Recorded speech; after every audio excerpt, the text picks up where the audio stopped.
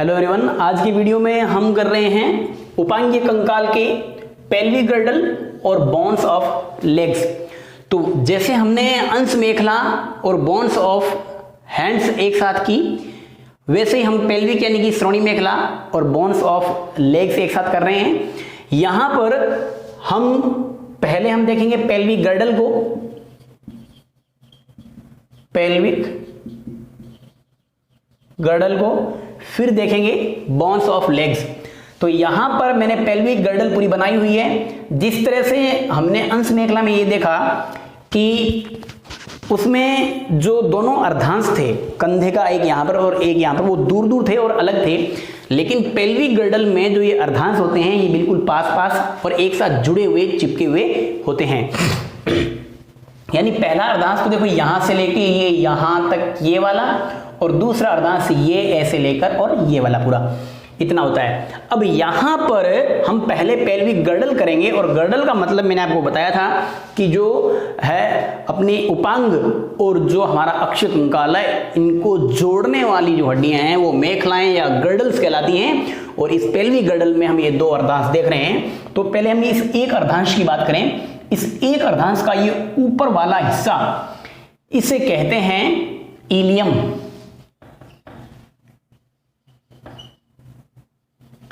और ये जो नीचे वाला हिस्सा, ये कहलाता है इस्चियम।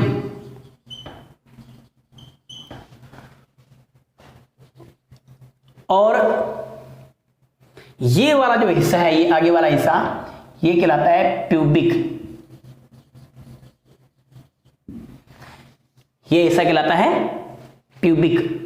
और जहां पर ये जो जोड़ दिख रहे हैं आपको, दोनों अर्धांशों के जोड़ दिख रहे हैं, ये जोड़ वाला जो भाग है, ये वाला भाग, इसे बोलते हैं प्यूबिक सिम्फाइसिस या प्यूबिस सिम्फाइसिस।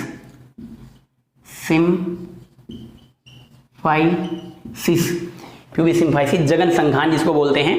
तो इस प्रकार पेल्विक गर्डल में प्रत्येक गर्डल के तीन भाग हैं, तीन अस्थियां बोलते हैं, लेकिन तीनों ये जुड़ी हुई हैं। तो इसको एक अस्थि मानते हैं, इसको एक अस्थि मानते हैं। तो इसका जो ये वाला भाग है, इसे कहते हैं प्यूबिक, और इलियम बोलते हैं ऊपर वाले भागों को, जो चौड़े ये वाले भाग है। और ये जो प्यूबिस है, ये मध्य वाले भाग हैं। अब जो इलियम है वो ऊपर श्रोणि में हमारे, जो ये कह सकते हैं आम भाषा में मुकुले की अस्थियां, और जो इस्चियम है वो बिल्कुल हमारे बेस पर, हमारी हिप के अंदर जो अस्थियां होती हैं, उन्हें कहते हैं इस्चियम। और जो प्यूबिक होती हैं वो हमारे जननांगों के ठीक ऊपर, जो प्यूबिस सिम्फाइसिस होता है, थोड़ा उभरा हुआ भाग, उसे हम कहते हैं प्यूबिक बोन। और इन दोनों के जोड़ को बोलते हैं प्यूबिस सिम्फाइसिस। ठीक है। और इसके बाद यहां पर हम कर रहे हैं बोन्स ऑफ लेग्स एक साथ, क्योंकि इसमें एक अस्थि ये मानते हैं और एक ये मानते हैं। तो टोटल जो पेल्विक गर्डल में कितनी हो गई? 2 हो गई। अब इसके बाद में यहां हम कर रहे हैं बोन्स ऑफ लेग्स कर रहे हैं। तो इसमें सबसे ऊपर वाली जो ये अस्थि है, ये बड़ी वाली अस्थि, इसे कहते हैं फीमर। फीमर ये हमारे मानव शरीर की सबसे बड़ी अस्थि भी है। और इसके ऊपर यहां पर ट्रोकेंटर या शिखर होते हैं, इसे कहते हैं ग्रेटर ट्रोकेंटर। जैसे उसमें था अपनी ह्यूमरस में ट्रोकेंटर, और इसके पीछे यहां पे होता है लेसर ट्रोकेंटर, और एक पीछे इनके एक ट्रोकेंटर होता है। तो 3 इसमें शिखर होते हैं। और ये जो है फीमर अस्थि है, इसके आगे की यहां पर जो संधि होती है वो बनाती है टीबिया और फिबुला से, अब आपको बताएंगे। और इसके बाद जो ये फीमर है, इसके आगे जुड़ी होती है 2 हमारी नीचे वाली पिंडलियों की जो अस्थियां होती हैं, इसको बोलते हैं टीबिया, और इसे बोलते हैं फिबुला।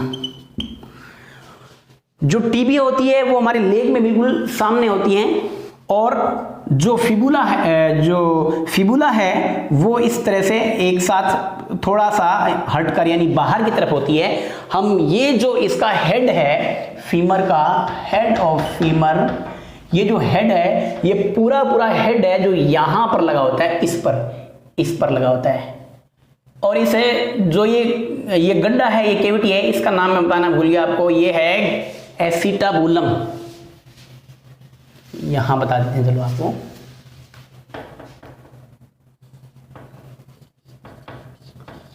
Acetabulum cavity.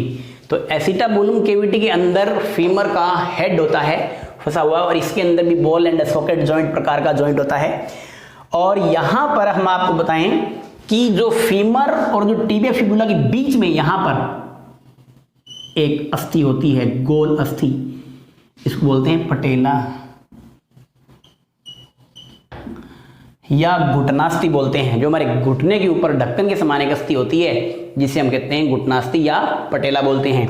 और इसके बाद जो हमारी देखो, जैसे एक ये फीमर हो गई लेग में, एक टीबिया हो गई, एक फिबुला हो गई, और टीबिया और फिबुला के बाद में आगे जो ये अस्थियां आपको दिख रही हैं, ये होती हैं 7, एक पटेला भी है, और ये 7 होती हैं, इनको बोलते हैं टार्सल्स। ये होती हैं 7। जैसे हाथ में कलाई में 8 थी ना, वहां पे यहां पर 7 होती हैं। तो ये 7 क्यों होती हैं? क्योंकि इसकी जगह एक ऊपर ये पटेला आ गई, हमारे हाथ में कोई पटेला नहीं थी, तो पैर में एक पटेला एक्स्ट्रा है, उसकी जगह ये एक कम हो गई। जैसे कार्पल हमने 8 देखी थी, तो टार्सल कितनी है? तो टार्सल कितनी है? 7। और इसके बाद में आती है, जैसे वहां पे कार्पल और मेटाकार्पल था, यहां पे टार्सल और मेटाटार्सल है, मेटाटार्सल्स।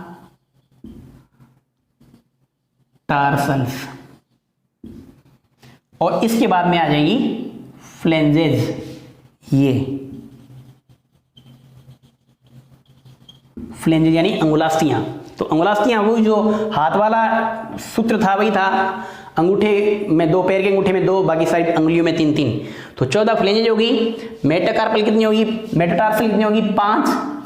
टार्सल होगी 7, टीबिया हो गई 1, फिबुला हो गई 1, पटेला हो गई 1, और फीमर 1।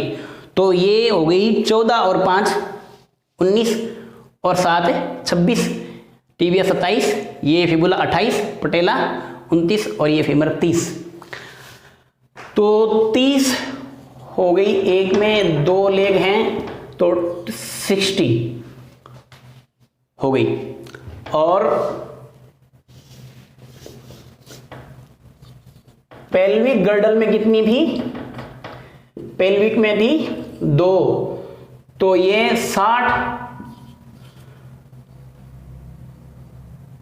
और 60 हाथ की, 120, 4 पेक्टोरल गर्डल की और 2 पेल्विक की, तो होगी ना 126 टोटल।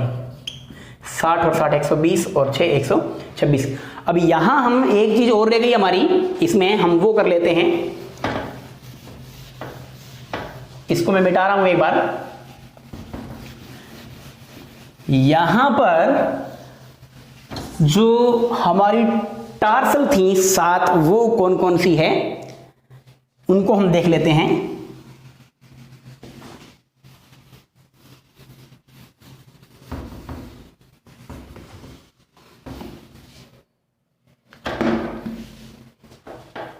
इनके मैं नंबर लगा देता हूं। ये है 1 नंबर, ये है 2 नंबर, ये है 3 नंबर, नीचे वाली है 4 नंबर, और ये जो 3 लिखे हैं वो 5 6 और 7।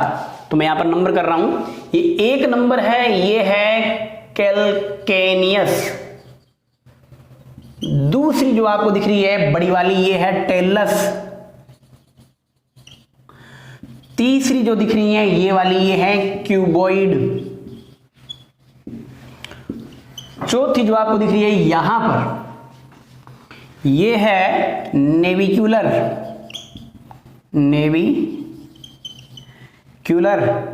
और 5 6 और जो 7 हैं इसको बोलते हैं क्यूनिफॉर्म्स।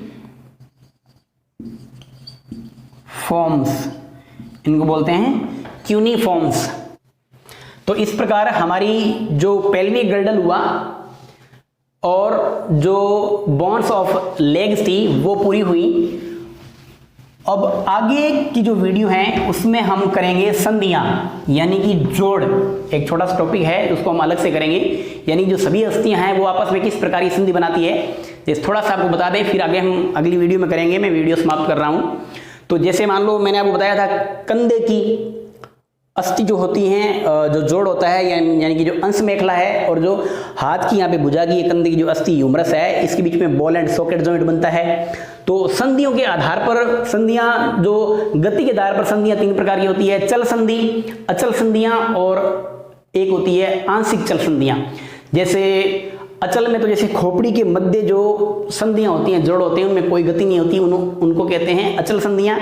और जो संधियां होती हैं जिनमें थोड़ी सी गति होती है, जैसे कशेरुकों के मध्य हमने जिक्र किया था, तो उसके बीच में जो गति होती है उसको बोलते हैं आंशिक गति। और एक होती है चल संधि, जो पूरी तरह से गति करती है फ्रीली, यानी कि हमारे हाथ की और हमारे जो पैरों की जो श्रोणी मेखला और फीमर और अंश मेखला और ह्यूमरस के बीच में जो संधियां हैं, जोड़ हैं, वो बिल्कुल फ्री यानी कि बहुत अधिक गति वाले मूवमेंट वाले स्थल होते हैं। तो इस प्रकार ये संधियां 3 प्रकार की हैं गति के आधार पर, परंतु इनकी गति और संधियां बनने के आधार पर इनके आगे प्रकार हैं, जिनको हम अगली वीडियो में डिटेल में करेंगे।